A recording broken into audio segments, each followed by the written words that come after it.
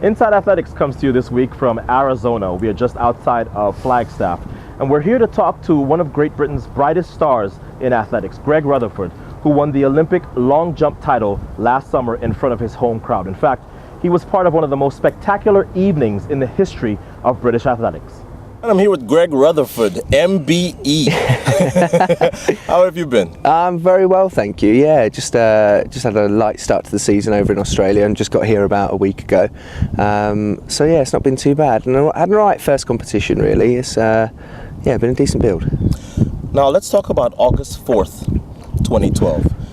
If it's not at the top of British athletics history, it's certainly in the top 2 or 3.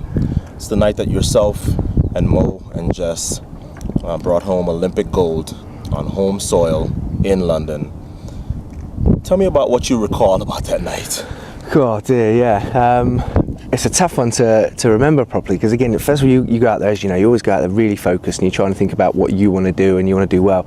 After the qualification the day before, I knew I was in a good position to win a medal at least, and in a great position to try and win it as well. And going out there, the crowd were absolutely just different, just out of this world, like truly amazing. I'll never forget, in 2006, I was in Australia for the Commonwealth Games, and I always said that was the greatest crowd I'd ever seen because they just went so crazy. They had the MCG full and they just went absolutely out of this world. Every time an Australian athlete went out there, now all of a sudden I had this in London, this crowd that every time we ran down the runway it went insane, and they had the build-up of poster girl Jess Ennis about to go out there and win an Olympic gold medal.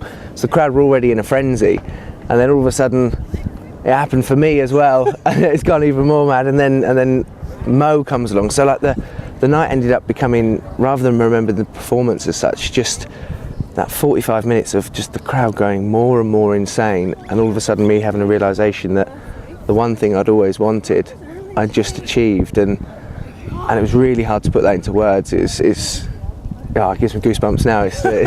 It's a strange feeling, and just a night I think that will always be remembered in British athletics, which I'm incredibly thankful to be a part of. Now you don't have to go too far up in your lineage to find some pretty good footballers. Yeah. How did football lose you to track and field? It's a strange one, to be honest. I think I probably looked better at football than I actually was. Really? Yeah, I think the thing you was, had a tryout with Aston Villa when you were a young kid. Yeah, I was about 13, 14. It was a strange one. I think for me, I was always the quick kid at school and in the county and everything else. So whenever I played football, I was put up front and kids so you were football. faster than kids on the football. Exactly. So I'd luff the ball over the top. 9 times out of 10, one-on-one with the keeper, you score. And I think that sort of inflated my ability a bit more than actually what it was. It's very humble of you. Well, I think I'll be honest. I don't think. Well, maybe Aston Villa. They've been struggling in recent times. So, but some of the top teams, I very much doubt I would have been good enough to ever play for them. But I mean, the thing that I found it, and at that time, possibly I could have taken football on to a higher level, but I just didn't enjoy it like I enjoyed track and field. Again, I was sort of 14, 15 when I was really starting to find out about track. I mean, I've been doing it for fun up until sort of 13, and I just did it for like my school and never went to a club and just did bits here and there, ran for my school, and just to say, enjoyed it. All of a sudden, I think you get a bit older. Track and field is a mixed sport, so there's also girls involved as well. and exactly, and you sort of turn out to track thinking, this is a better place to be than a football field. So I put more effort into training for track than I did football, and then football just sort of fell away, and I just didn't enjoy it. So I just thought I'll leave that. But again, for me, I played every sport that was going. I mean, I played badminton to a relatively high level randomly. It was just a weird sport to play, but I really enjoyed that, and rugby as well, and a bit of cricket in the summer. And any sport you could throw at me, I would do, and I've always been like that, and I still to this day I love trying new things, and it's a great part of learning, I think, with track and field as well. If you learn these different skills from different sports, I think it really transfers into the track as well. You were a very good junior. You were a European junior champion, but then your results were pretty average until you got this gold medal last year. There are a lot of young athletes out there who will not survive what I call the gap, and that is being a good junior and then seeing really good senior results. What would be your advice to them about your experiences and what you learned within that gap? Yeah, for me, it was a really interesting thing because my junior time was mixed. Up until I was 18, I wasn't a particularly great athlete. I think I was probably top 10 in sort of Britain as a junior if I was lucky. Then all of a sudden 2005 came around, I grew into my body a little bit more and I became world number one as a junior. And for me, all of a sudden I thought, well, now I'm just going to go and I'm going to win medals everywhere. I mean, I won the European Juniors, right, I'm going to go and win the Olympics in 2008. And sort of, you get this elevated view of how things work in track and field. It might be all well and good winning as a junior, but seniors are a hell of a lot different, and you've got athletes who have been there for a very long time and who are the greatest in the world. Now, it's not just that age group, you've got them all, so it becomes much, much harder. For me as well, I suddenly thought, well, you know what, I've been training relatively lightly for this sport. How about I now dedicate every moment of my time to training as hard as I possibly can and pushing myself to the limit? Problem was, I didn't listen to my body and injuries set in. I had breakdown after breakdown with hamstrings and ankle problems. I've had surgeries because of that, and just generally that started to get on top of me. All of a sudden I'm now not enjoying the one sport that I've given up everything else for because I did love. And then mentally you're going down, your body's falling down, and then it takes, I think, a really, really big change in your lifestyle and your personality, I think, to look at what's going wrong and trying to change it. So for me, basically I pushed it too hard. I thought, now if I again train twice a day and double everything and push it, as I say, to that limit, I'll get much better. So it was a question of you had to learn how to work smarter rather than harder. Yeah, exactly. Again, I'm not blessed with the body that can take a load that others can, because it always seems no matter what happens. You're 190 pounds?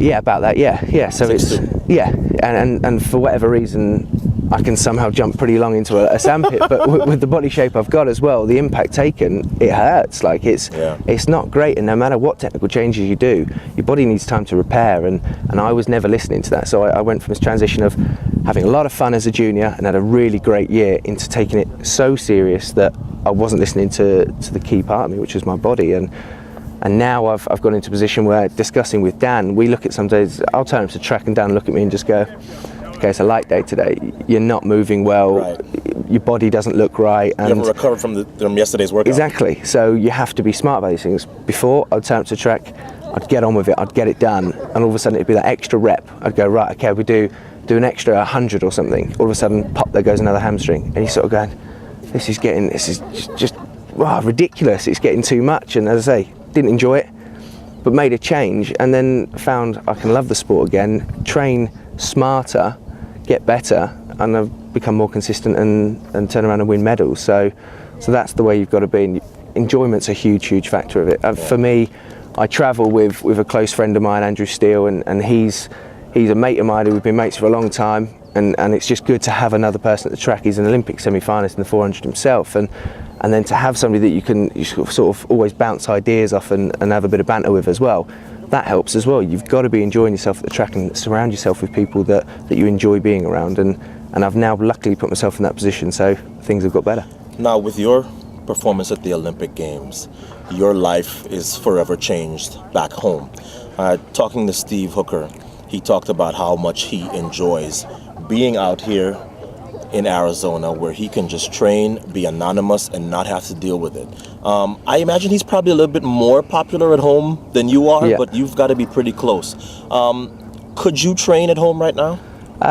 It's difficult. I mean, the problem is you go to any track, and especially in the UK, you have to train indoors, because especially when the winter it's pouring down with snow and rain and everything. It's not good for track and field, but you go in these places, and often there's school kids and other people there, which is fantastic, and that's what you want to see at a track. But ultimately, not when you want to train. Not when you want to train. No, you want to be able to just get your head down and focus in. And the way things have been, and some of the things that I've done in the UK since the Olympics have meant that people do want to talk to you. They want to come up to you and get involved and sort of, I don't know, autographs and that sort of stuff. I mean, again, all the things that you probably had to deal with for a very long time. And for me, I was thrust into that very, very quickly. It went from nobody really giving a damn what I did or where I was, to a lot of people caring. And in the UK, it makes things hard. So I get out here, switch off completely, just be a normal athlete. And the great thing about track and field, I think, no matter what happens, your group always stays the same, and they'll still give you the same abuse and whatever else they would normally give you at the track.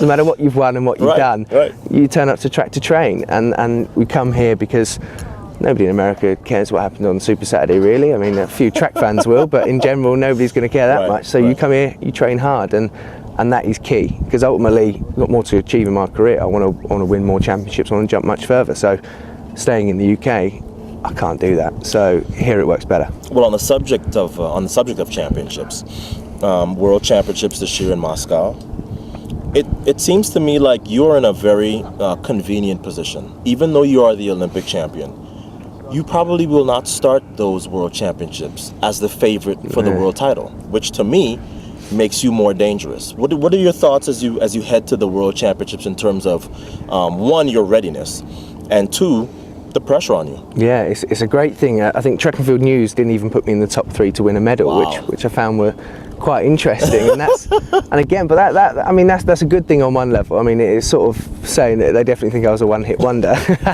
which I aim not to be. When in track and field we say 1 year wonder. Yeah, 1 year wonder, exactly. It's the equivalent, yeah. Yeah, so I'm hoping that's not the case. But no, from my point of view, I've luckily sampled winning, and that's a big thing. I think once you've sampled it once and you know what that feels like, you want it a lot, and you want that to happen every year, and you know how to go through the phases of trying to get there, which I think puts me in a great position. And then people now saying again they don't think that I can go out there and win a medal. That's brilliant, that's fine. I'll just sneak in the back door again and hopefully come away with the title. For me, it's all about winning. I do this sport because I love the fact that it's an individual sport that I can win. If I have a good performance, it's down to me and my team that we've done to get me there. If I have a bad performance, often it's something I've done wrong, and you can assess that. So I know going forward, I know what to do, what helped me win last year, and I know that we're going to keep getting better. So people just have to be ready for me to come out there and jump well again, because I want to win, and I'll be doing everything I possibly can to do that. Well, let me say this to you on behalf of everybody who was in that stadium that night, and on behalf of everybody who saw it watching at home. I think British track fans are among the very best in the world. Most certainly. And for being a part of that night and getting it done, I want to thank you. Thank you. And thanks for joining me. Thank you. My pleasure. All right. Our thanks to Greg Rutherford for stopping by and chatting with us. On your screen now is how you can reach us via email, Facebook, and Twitter. We want to encourage you to continue to send those clips in. You know we're going to have future shows where we're going to answer viewer mail. If you want to be on that show, continue to send your clips. We hope you enjoyed this week's episode. We'll see you next time on Inside Athletics.